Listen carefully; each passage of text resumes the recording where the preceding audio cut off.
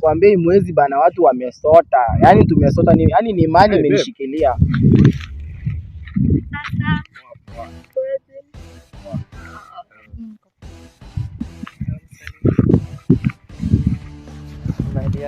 Poa. Habari. Poa sana. Wewe, mtoto wa mama. Nimekuja. Huyu msichana ndo mrembo kwa wote. Nani mrembo? Unaonaje mali? Unaonaje mali? Mrembo. Mbona unaongea tu kama mtu ameshataka kuanguka?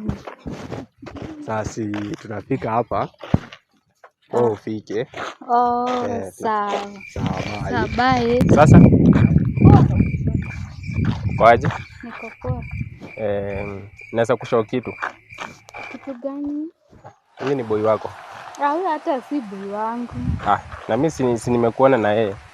Huyu si boy. Huyu hadi ni mtoto wa pasta. Huyu si boy wangu. Hadi si mtu. Sasa mimi nilikuwa nasema. Sasa as in uko fiti. Thank you. Na sijui kama unaweza kubali as in to make it. I think naweza kubali. Simekwambia huyo si boy wangu mwenyewe.